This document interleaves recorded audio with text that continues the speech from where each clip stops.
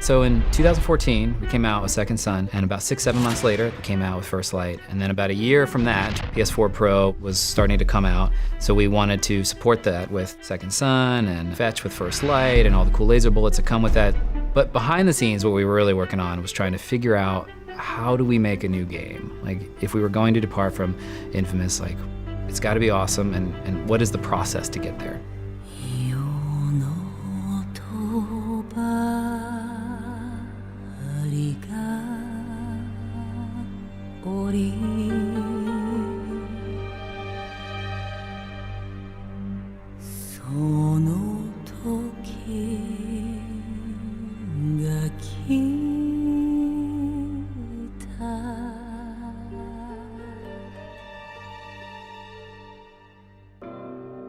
Ghost of Tsushima has been an extremely anticipated game for the better part of 3 years now, when it was announced back at Paris Games Week in late 2017. That was followed up by its presentation at E3 the following year, and finally in the State of Play showcase this past December.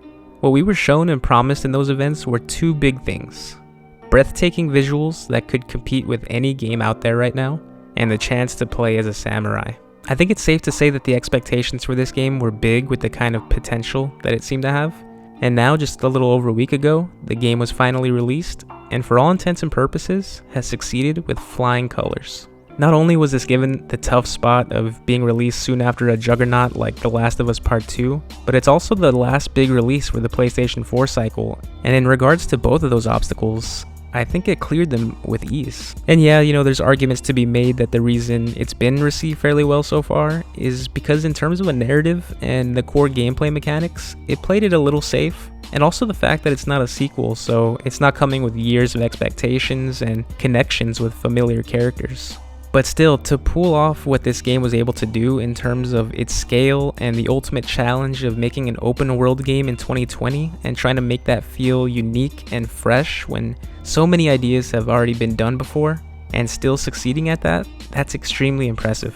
And of course, like anything, again, that's going to come down to personal preference and, personal opinion, so you might disagree with that completely, but I also think by just purely looking at this game for just even a few minutes, you have to appreciate what Sucker Punch was able to do here. The world of Tsushima is beyond just colorful and vibrant, it's magical. The constant movement and life that you can not only see, but feel like you can reach out and touch in every single moment. It really does have the power to take your breath away. Also, the unique times I experienced something new, like composing haikus or wiping out the multiple Mongols in a standoff, even just following the birds and foxes around and actually being able to physically see the wind whenever I needed to know where to go and show me things that I would have missed otherwise was really refreshing. And none of those things ever got old.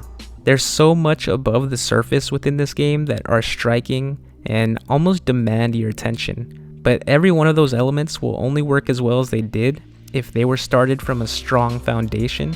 And it's clear that Sucker Punch knew what they wanted to do here, and they took the time to make sure that everything they were building up for the world of Tsushima would never come crumbling down.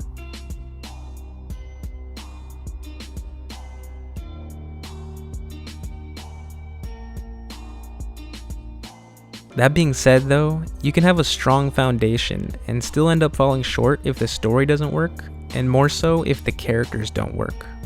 Luckily, we got one of the coolest characters in recent memory to lead this one. Jin started out kinda like how I felt the game as a whole started out. Just okay. If you want to impress someone with this game, I don't think the first 30 minutes and the whole tutorial section is what you want to show them. But as soon as the game opens up and we get into Jin's journey, you quickly realize that this game is all about him. What was great though is just how patient they were to be able to develop him as a character. They call it Jin's journey in the start menu, and that's exactly what this was. It was an arc told from beginning to middle to end, and each one of those had their time to breathe and be fully fleshed out. However, what's huge is that you have a hand in telling the story too. Sucker Punch made it clear when they talked about this game over the years that they wanted the player to have control of what was going on in the story and to emphasize that choices would matter. And having only played it once, I can't say for sure how different the game would have gone or how different my relationships with certain characters could have been if I had done some things differently and made some different choices, but I did feel like I was able to have some kind of influence on everything going on, and especially the story, and I really enjoyed that. But it wasn't all perfect. Aside from Jin, I can't say that there were any other characters in particular that I cared for. And it wasn't that they were less developed or had worse writing or had, subpar voice acting or anything like that. I just didn't connect with them too much. I did enjoy certain quests that delved, a bit into characters like Kenji and of course Yuna, but not really anybody else.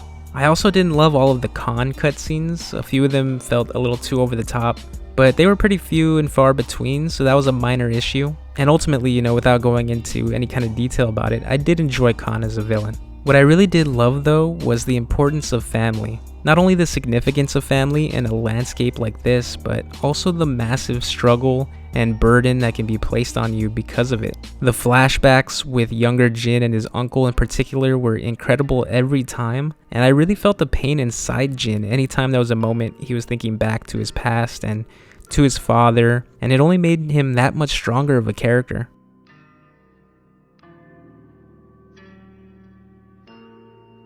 So unfortunately, I don't have the luxury of having any hot springs nearby to rest and really reflect on this game like I would love to. But in many ways, playing this game gave me that kind of relaxation and comfort. There's so much to see and so much to explore in this game that felt so natural, and I never felt the pressure to try and look for everything. Of course I wanted to, but I also enjoyed just roaming around looking for nothing and coming across a bird that would take me to some bamboo or a fox that would take me to a shrine, and sometimes even coming across those naturally. I just really enjoyed taking the time in between whatever was going on in the story and side quests and anything like that, any of the mythic quests, to just sit back and admire the beauty of it. This game is massive, and not just in the scale of the map and the explorable locations and all that, but for how much you can do. If you just want to loot around for items so you can get upgrades, you can do that for hours. If you want to go on side quests and mythic quests for better equipment, you can do that. And if you just want to streamline the main story, nothing is stopping you. In many ways, the choice is yours in this game to play it and experience it however you want to. And even though everyone who plays this is ultimately playing the same thing, it can still be a unique and personalized experience based on how you went about it. We live in a world right now flooded with new video games, and open world games are at the forefront of that, and usually they have the heftiest of expectations. So a new one like this comes with just as many risks as it does with hopes and excitement. And Ghost of Tsushima not only felt like something that I had never played before, but it also dared to be a bright light in a time where it's very common to go for the hardened, darker route. And I'm not saying that this game doesn't have its dark moments. It has a ton of them, and I don't think you'll be missing those if that's something that you're looking for. But at the heart of it, it's filled with a very lively, uplifting spirit. A spirit that lives in the bright leaves, in the golden forest, or the creatures that are flying and running around, and even the crashing thunder when it starts to rain that somehow still felt soothing. And of course, the constant sweeping sounds of the wind. It was an extremely pleasing game to play. It was pleasing to the eyes, pleasing to the ears, and extremely pleasing to kill people. But more importantly than that, it was a good game. Better yet, it was a triumph.